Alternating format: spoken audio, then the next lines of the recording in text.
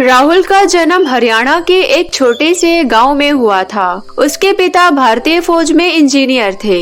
राहुल की एक बड़ी बहन तथा एक छोटा भाई भी था। राहुल को बचपन से ही खेल कूद का बड़ा शौक था। उसे क्रिकेट और फुटबॉल जैसे गेम बहुत पसंद थे। राहुल अभी छोटा ही था कि एक दिन उसके पिता का देहांत हो गया। पिता के देहांत के बाद उसके परिवार की जिम्मेदारी उसकी बड़ी बहन के पति ने उठाई। बड़े होने तक राहुल ने क्रिकेट और फुटबॉल में कई राष्ट्रीय पद जीते थे और इसी प्रतिभा के दम पर उसका सिलेक्शन इंडियन आर्मी में हो गया था। राहुल खुशी खुशी घर आया और चहकता हुआ अपनी माँ से लिपट गया। अरे क्या हुआ? ऐसी कौन सी बात हो गई जो तू इतना खुश है? माँ, इंडियन आर्मी की चिट्ठी आई है। मेरा सिलेक्शन हो गया है। मुझे एक हफ्ते के अंदर दिल्ली हेडक्वार्टर में रिपोर्ट करना है। राहुल की बातें सुनकर माँ की आंखें खुशी के मारे नम हो गई। धीरे धीरे वो दिन भी आ गया जब राहुल को दिल्ली के लिए निकलना था। राहुल की सारी तैयारियां पूरी हो चुकी थी। अच्छा, अब मैं निकलता हूँ। ट्रेन का टाइम हो गया है। ठीक है बेटा, अपना ख्याल रखना और खाना समय पर खा लिया करना। और सुन, बाहर का ज्यादा कुछ मत खाना। हाँ माँ, मैं अपना ख्याल रखूंगा। अब मैं कोई बच्चा नहीं हूँ जो तुम मेरी इतनी चिंता कर रही हो। हाँ हाँ, मालूम है, तू बहुत बड़ा हो गया है। तू कितना भी बड़ा हो जाए, मेरे लिए तो बच्चा ही रहेगा ना। राहुल अपनी माँ से गले मिलता है और घर से निकल जाता है। वो अपने आने वाली जिंदगी के सपने देख रहा था, लेकिन उसको ये खबर नहीं थी कि ट्रेन का ये सफर उसकी जिंदगी में भूचाल ले आएगा। रात हो गई थी।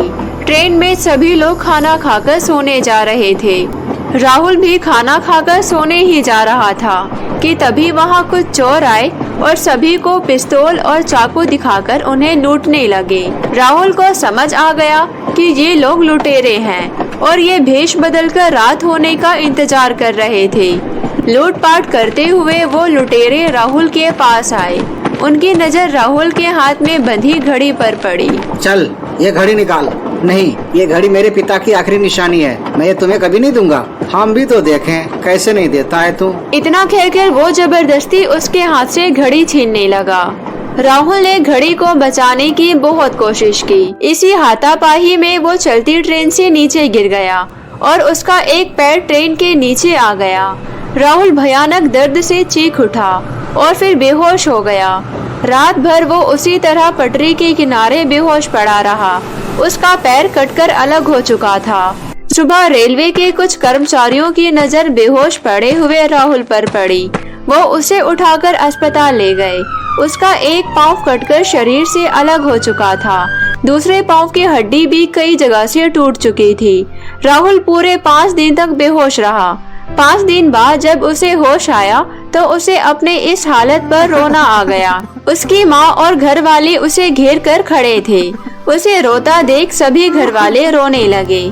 तभी वहाँ डॉक्टर आया और उसने कहा, राहुल का ऑपरेशन करना होगा, लेकिन माफ कीजिए, ये ऑपरेशन यहाँ नहीं हो सकता। इन्हें दिल्ली के अस्पताल में एडमिट करना होगा। राहुल को दिल्ली के एक बड़े अस्पताल में लाया गया, जहां उसका ऑपरेशन हुआ और उसे नकली पैर लगाया गया। अभी भी उसे पूरी तरह से ठीक होने में कम से कम 6 महीने का समय लगता। राहुल 6 महीने तक अस्पताल में ही रहा। अस्पताल में पड़ा राहुल पूरे दिन आंसू बहाता रहता था। एक दिन वो सोचता है, हे भगवान, ये क्या हो गया? मेरे सारे सपने मिट्टी में मिल गए। अचानक से राहुल के मन में एक बात आई। मेरा तो इंडियन आर्मी में सिलेक्शन हो गया था और मैं इतने से घबरा गया। अगर मुझे मरना होता तो मैं उसी पटरी पे अपना दम तोड़ दिया होता। अगर भगवान ने मुझे बचाया है तो जरूर मेरे जीवन में कुछ अच्छा लिखा होगा। मैं अपाहिज की जिंदगी नहीं जीऊंगा। ये मेरा दूसरा जन्म है। अब मैं एवरेस्ट की चढ़ाई करूंगा और मैं लोगों को दिखा दूंगा कि विकलांग होना कोई श्राप नहीं है और ये मेरे सपनों को पूरा होने से कोई नहीं रोक सकता। इस सोच ने राहुल के पूरे शरीर में जोश भर दिया। उसके बाद राहुल जल्द ही ठीक हो गया। ठीक होने के साथ साथ राहुल ने अपने नकली पैरों पर चलना भी सीख लिया था। अब समय था अपने सपनों को पूरा करने का। इसके लिए राहुल दुनिया का पहला पर्वतारोही जिसने सबसे पहले एवरेस्ट पर फतेह की थी, उनसे मिला। तुमने इस हालत में एवरेस्ट पर चढ़ने के बारे में सोचा है? अरे तुम तो एवरेस्ट फतह कर चुके हो। अब बस दुनिया को तारीख पता चलनी बाकी है। मुझसे जो भी मदद हो पाएगा मैं करने के लिए तैयार हूँ। इनकी तरह और बहुत सारे लोगों ने राहुल को उसके सपने पूरे होने के लिए हौसला दिया। फिर वो दिन भी आ गया जब राहुल अपनी टीम के साथ एवरेस्ट पर चढ़ने के अभियान पर निकला। 1 हफ्ते की यात्रा के बाद वो लोग माउंट एवरेस्ट तक पहुँचे। पहुँचने के बाद टीम लीडर ने सबसे कहा, दोस्तों, अब हम एवरेस्ट की घाटी में पहुंच चुके हैं। कल से हम एवरेस्ट की चढ़ाई शुरू करेंगे। आज आप लोग आराम से सो जाइए। राहुल भी अपने टेंट में सोने चला गया। वो अगले दिन जब उठा तो उसे एक बुरी खबर मिली। दोस्तों, मौसम विभाग की चेतावनी आई है। आगे पूरे 1 सप्ताह तक मौसम खराब रहेगा। इस स्थिति में हम एवरेस्ट की चढ़ाई नहीं कर पाएंगे। हमें अपना मिशन यहीं रोकना पड़ेगा। सॉरी सर, पर मैं यहाँ इस तरह निराश होकर वापस लौटने नहीं आया हूँ। टीम लीडर और बाकी लोगों ने राहुल को बहुत समझाया, लेकिन वो जो एक बार फैसला ले चुका था उससे टस से मस नहीं हुआ। आखिर उसके टीम के सभी लोग उसे वहीं छोड़कर वहां से चले गए। राहुल ने अकेले ही अपनी चढ़ाई शुरू की। मौसम विभाग के कहे अनुसार मौसम दिन पर दिन खराब होता जा रहा था, मगर राहुल ने हार नहीं मानी और विशाल एवरेस्ट को अपने नकली पैरों से रौंदकर आगे बढ़ता रहा। इसी चढ़ाई के दौरान एक दिन मौसम हद से ज्यादा खराब हो गया। राहुल को भी अपने कदम कुछ दिनों के लिए रोकने पड़े। रात का समय था, ठंडी बर्फीली हवाएं चल रही थी। राहुल एक चट्टान की ओट में बैठा था। तभी उसे एक गुर्राहट की आवाज सुनाई दी। फिर उसे अंधेरे में 2 आंखें चमकती हुई दिखाई दी। ये पहाड़ी पर रहने वाला विशाल भेड़िया था। उस भेड़िए ने अपने शिकार राहुल की खुशबू सूंघ ली थी। वो सटीक कदमों से उसकी ओर बढ़ने लगा।